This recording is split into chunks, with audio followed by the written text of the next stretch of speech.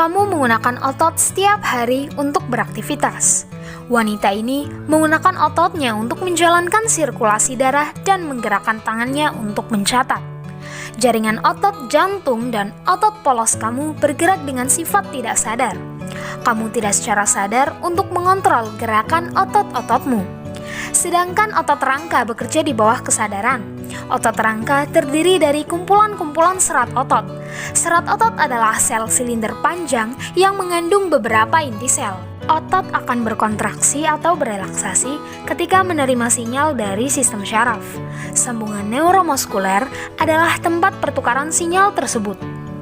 Disinilah bola sinaptik dari terminal akson dan serat-serat otot terhubung. Serat otot tersusun dari banyak miofibril.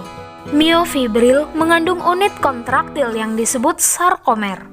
Sarkomer berdekatan satu sama lain di sepanjang miofibril. Setiap sarkomer terdiri dari filamen protein tebal dan tipis yang bergantian yang memberikan tampilan lurik pada kerangka.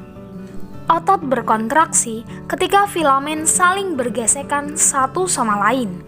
Filamen tebal adalah miosin yang menempel di tengah sarkomer yang disebut garis M. Sedangkan filamen tipis terdiri dari protein aktin yang menempel ke garis Z di tepi luar sarkomer. Karena filamen aktin menempel ke garis Z, sarkomer memendek dari kedua sisi ketika filamen aktin bergesekan di sepanjang filamen miosin. Meskipun gerakan antara filamen digambarkan sebagai penggeseran filamen miosin, yang terjadi sebenarnya adalah aktin ditarik memanjang dari jembatan silang filamen miosin yang melekat pada filamen aktin yang memaksa mereka untuk bergerak. Kejadian ini dikenal sebagai mekanisme filamen geser dari kontraksi otot. Dalam model ini, sarkomer memendek tanpa perubahan filamen tebal atau filamen tipis. Kontraksi dimulai ketika ATP terikat, dihidrolisis menjadi ADP dan fosfat organik. Hal ini membuat kepala miosin memanjang dan dapat menempel pada sisi pengikatan. Pada aktin membentuk jembatan silang. Kejadian yang disebut power stroke dipicu sehingga miosin menarik filamen aktin ke arah garis M di sana dengan memperpendek sarkomer. ADP dan fosfat organik dilepas selama kekuatan miosin masih melekat pada aktin sampai molekul baru ATP mengikat lalu membebaskan miosin untuk melalui siklus pengikatan lain dan lebih banyak kontraksi atau tetap tidak terikat untuk memungkinkan otot berelaksasi. Kontraksi otot dipengaruhi oleh kalsium. Filamen aktin tipis berhubungan dengan protein pengatur yang disebut troponin dan tropomiosin. Ketika otot dalam keadaan relaksasi, tropomiosin akan menghalangi sisi ikatan jembatan pada aktin.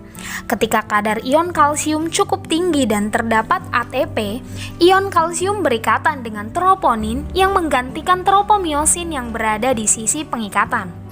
Hal ini memungkinkan miosin untuk menempel pada sisi pengikatan di aktin membentuk jembatan silang.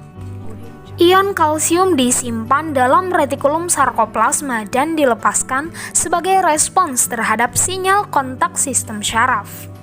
Molekul neurotransmitter dilepaskan dari neuron dan mengikat ke reseptor yang menghilangkan membran serat otot. Impuls listrik bergerak ke tubulus T dan membuka simpangan kalsium. Ion kalsium mengalir ke miofibril di mana mereka memicu kontraksi otot. Saat aktin dan miosin bergesekan satu sama lain, seluruh sarkomer memendek. Saat garis Z semakin dekat dengan garis M, sarkomer di miofibril berkontraksi dan seluruh serat otot akan memendek. Saat serat otot berkontraksi, serempak otot yang dapat menghasilkan kekuatan yang cukup akan menggerakkan tubuh yang memungkinkan kamu untuk mencatat.